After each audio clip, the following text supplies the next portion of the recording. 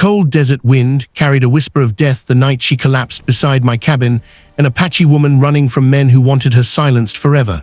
She thought her final breath had already left her body. But fate had other plans. When she opened her eyes, she wasn't in the spirit world. She was in my bed, alive, terrified, and hunted. And before dawn broke, I realized saving her had just made me the next target. If you want more unbelievable True Frontier stories like this, make sure you subscribe, share, and comment.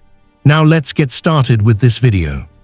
Storm had already swallowed half the sky when I found her, collapsed beside the riverbank, blood mixing with the mud, breath barely there. I didn't know her name or her story. I only knew one thing.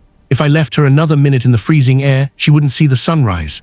I lifted her into my arms, her weight light as a feather yet carrying the heaviness of a life that had fought too many battles. The wind roared like it wanted to take her from me, but I didn't let go, not for a second. Inside my cabin, the fire cracked to life, spreading warmth into the wooden walls and onto her cold skin. She didn't move, didn't whisper, didn't even flinch when I cleaned the wound along her side. It looked like a blade had caught her, sharp and intentional. This wasn't an accident. Someone had tried to end her. I wrapped her in blankets, checking her breathing every few minutes. Hopping each rise and fall meant she wasn't slipping away. Outside, the storm slammed into the cabin like fists, but inside, only silence held the room. Hours passed before she stirred. It wasn't a full movement, just her fingers brushing the blanket as if she was reaching for something in a dream. Her lips parted, words escaping in a language I didn't speak, soft but filled with fear. I sat beside her, not touching, just watching, ready for whatever came next. The firelight cast shadows across her face, revealing a strength beneath the exhaustion, a warrior even while unconscious. Whoever she was, she had fought hard to survive long enough to reach that river. When dawn finally arrived, a gray and weary light filtered through the window. She opened her eyes, not slowly but suddenly, like waking was a battle too. For a moment, confusion crossed her gaze, panic edging into her breathing when she realized she wasn't outside, wasn't where she had fallen. Her hand reached instinctively for a weapon she didn't have. I raised my hands gently, showing I meant no harm. She studied me with sharpness that didn't match her weakened state. It was the look of someone who had trusted the wrong people many times. Her voice trembled when she spoke, but her words carried strength. She demanded to know where she was, who I was, and why she wasn't dead. I told her the truth. I'd found her unconscious, bleeding badly. I didn't sugarcoat anything. She didn't seem the type who needed soft lies. She listened silently, her eyes narrowing as if measuring each word. When I finished, she looked away, jaw tight, breathing shaky but controlled. She wasn't afraid of me, she was afraid of what she'd left behind. And whatever it wasn't finished with her yet. She tried sitting up, but pain ripped through her, forcing her back against the bed. I told her she needed rest or she'd worsen the wound. She didn't argue, but she didn't relax either. Her fingers clutched the blanket like she was ready to get up and run if danger came through the door. The storm outside had calmed, but inside her eyes, something fierce still raged. I fetched water and a bit of broth, placing it beside her without pushing. Trust wasn't something she'd give easily. It had to be earned slowly, gently, like approaching a wild horse. As she sipped the water with trembling hands, she watched every movement I made. She wasn't scared, she was calculating. After a few minutes, she asked why I helped her. I didn't have a heroic answer. I told her the land was harsh, and anyone left bleeding in the cold wouldn't last long. She tilted her head, almost surprised. Maybe kindness wasn't common in her world. When she finally gave a faint nod, something shifted slightly in the air, not trust, but a beginning. She whispered her name, quietly, as if it had been stolen from her too many times already. I told her she was safe here for as long as she needed, but her eyes darkened at the word safe, as if the concept didn't exist for her anymore. She warned me that by helping her, I might have invited danger straight into my home. I tried asking who hurt her, but she shut down immediately, gaze dropping, frustration tightening her features. Pain wasn't just in her wound, it was in her memories too.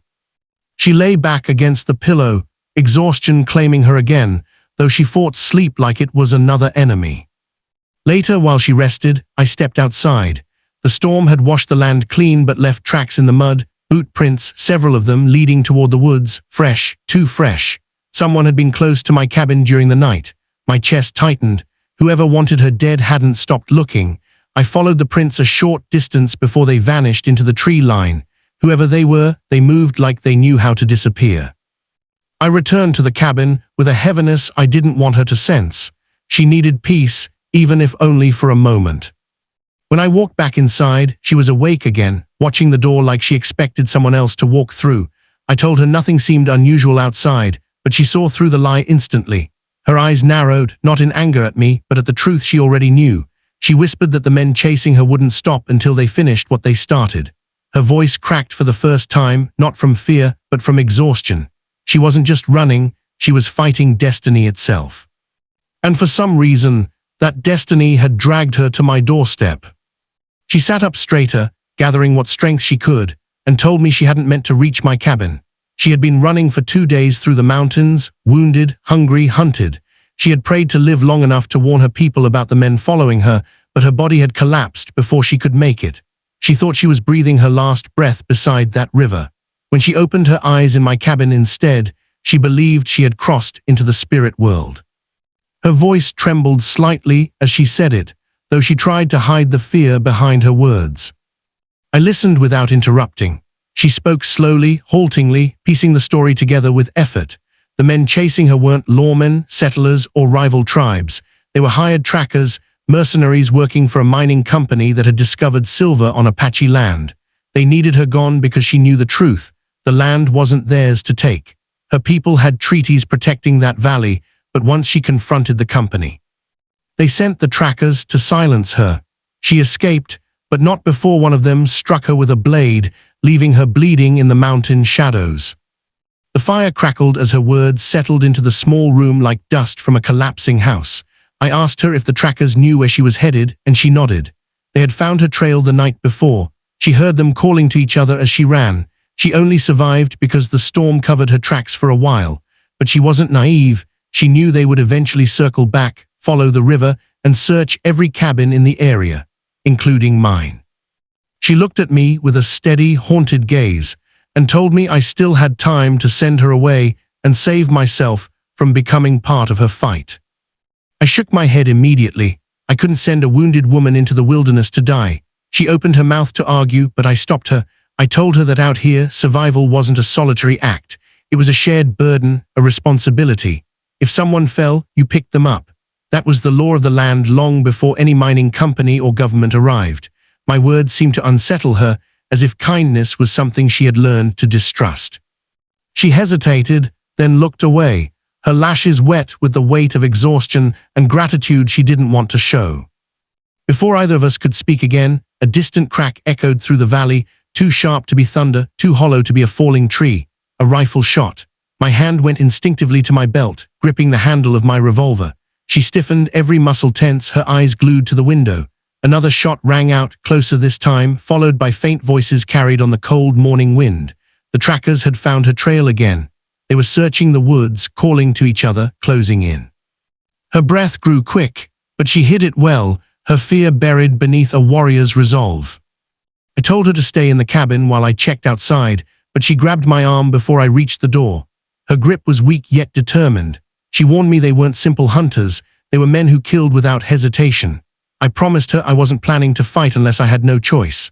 I stepped outside quietly, keeping to the shadows of the cabin. Through the trees, I spotted 3 men making their way down the hill, rifles slung casually over their shoulders as if they owned the land beneath their boots. Their voices carried in the cold air, laughing, mocking, confident they would find what they came for. I circled behind the cabin and retrieved my rifle. When I returned inside, she was struggling to stand, pressing her hand against her wound. I told her she needed to rest, but she shook her head. She said she would not lie in a bed while someone else risked their life for her. Even wounded, she carried herself with the pride of someone born to protect. Her voice was steady, her eyes fierce. She said if the men came through that door, she wanted to face them with her own strength, not hide behind mine. I handed her a small knife, and she nodded silently.